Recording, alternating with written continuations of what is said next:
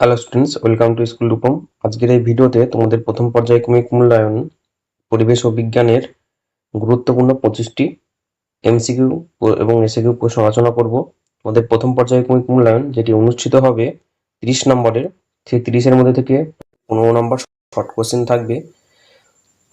আর এই যে প্রথম পর্যায়ক্রমিক মূল্যায়ন সেটা অনুষ্ঠিত হবে প্রথম অধ্যায় পরিবেশ ও জীবজগতের পারস্পরিক নির্ভরতা 1 থেকে 20 পাতা, দ্বিতীয় অধ্যায় আমাদের চারপাশের ঘটনাসমূহ 21 থেকে 38 পাতা, আর তৃতীয় অধ্যায় মৌলিক যৌগিক ও মিশ্র পদার্থ 39 থেকে 54 পাতা। অর্থাৎ 1 থেকে 54 পাতা পর্যন্ত তোমাদের এই প্রথম পর্যায়ক্রমিক মূল্যায়নটা অনুষ্ঠিত হবে। তো চলো শুরু করি, প্রশ্নগুলি একে একে আলোচনা করি। প্রথম প্রশ্ন, কুইনাইন পাওয়া যায় এ সিঙ্কোনা, বি বাসক, সি তুলসী, ডি সর্পকন্ডা গাছ থেকে। সিঙ্কোনা গাছের ছাল থেকে কুইনাইন পাওয়া যায়, যা ম্যালেরিয়া রোগের ওষুধ হিসেবে ব্যবহৃত হয়। 2 নম্বর, এরিথ্রোমাইসিন ওষুধটি পাওয়া যায় উদ্ভিদ থেকে, প্রাণী থেকে, ছত্রাক থেকে, ব্যাকটেরিয়া থেকে।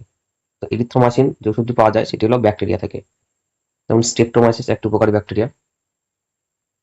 3 নম্বর, পাউরুটি তৈরি করতে লাগে এককোষী ছত্রাক, ইস্ট।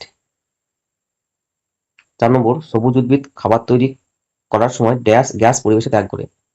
খাবার তৈরি অক্সিজেন গ্যাস পরিবেশে ত্যাগ করে। রজন কি কাজে ব্যবহৃত হয়?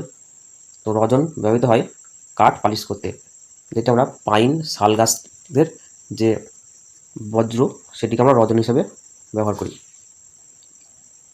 তো এখানে যে নিম্নলিখিত অপশান সেক্ষেত্রে মধ্যে সঠিক উত্তর হবে অপশান এ। 6 নম্বর, সামুদ্রিক মাছের যকৃতে পাওয়া যায় কোন ভিটামিন? তো সঠিক উত্তরটি হবে ভিটামিন এ এবং ডি, অর্থাৎ অপশান ডি। সামুদ্রিক মাছ যেমন কড, হাঙর এর যকৃতে পাওয়া যায়। 7 নম্বর, বাতাস হলো মৌলিক পদার্থ, জৈব পদার্থ, মিশ্র পদার্থ। সঠিক উত্তরটি অপশান সি, মিশ্র পদার্থ। 8 নম্বর, কার্বারিল একটি রাসায়নিক কীটনাশক। 9 নম্বর, পানীয় জল জীবাণু মুক্ত করতে কোন ট্যাবলেট ব্যবহার করা হয়?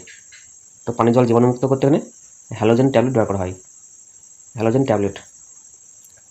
10 নম্বর, একটি তরল ধাতুর নাম। তো তরল ধাতু হলো ব্রোমিন। 11 নম্বর, একটি নাইট্রোজেন ঘটিত সারের নাম। একটি নাইট্রোজেন ঘটিত সার হলো অপশান বি, সুপার ফসফেট। 12 নম্বর, কোন ধাতু তাপের সুপরিবাহী? তাহলে নিম্নলিখিতের মধ্যে কোন অধাতু হবে তাপের সুপরিবাহী? তবে অপশান ডি, গ্রাফাইট। 13 নম্বর, স্বর্ণলতা হলো এক প্রকারের পরজীবী উদ্ভিদ।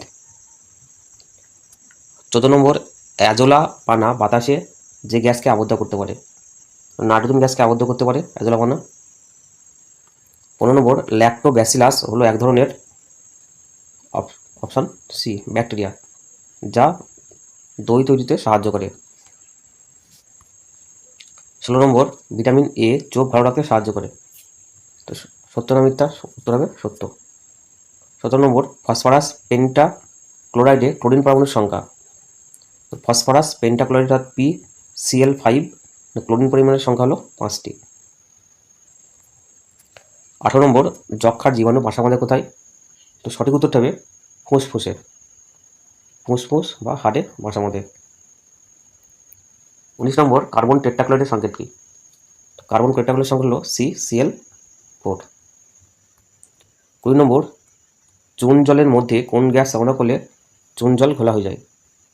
তো চুন জলের মধ্যে সঠিক উত্তরটি হবে চালনা কার্বন করলে ডাই অক্সাইড। ঘোলা হয়ে যায়।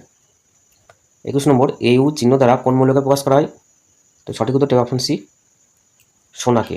আর পারদ হলো AG, পারদ হলো HG, আর্সেনিক AS। তরল ধাতু, তো একটা তরল ধাতু হলো পারদ, অপশান বি হবে এটি। অপশানের এখানে নাম্বারিংটা ভুল রয়েছে। 23 নম্বর, কড মাছের লিভারে থাকে। তো কড মাছের লিভারে থাকে অপশান ডি, ভিটামিন। 24 নম্বর, আমাশয়ের জীবাণু বাসা বাঁধে কোথায়? সঠিক উত্তরটা হবে অন্ত্রে, নয় রাখলাইকা। 25 নম্বর, লোহা থেকে মরিচে হওয়া এক প্রকার রাসায়নিক পরিবর্তন। 26 নম্বর, জলের মধ্য দিয়ে বিদ্যুৎ পাঠিয়ে যে দুটি গ্যাস পাওয়া যায় তারা হলো হাইড্রোজেন এবং অক্সিজেন।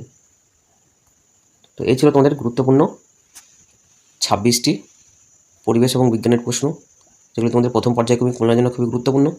তো আজকের মতো ভিডিওটা এখানে শেষ করছি। ধন্যবাদ।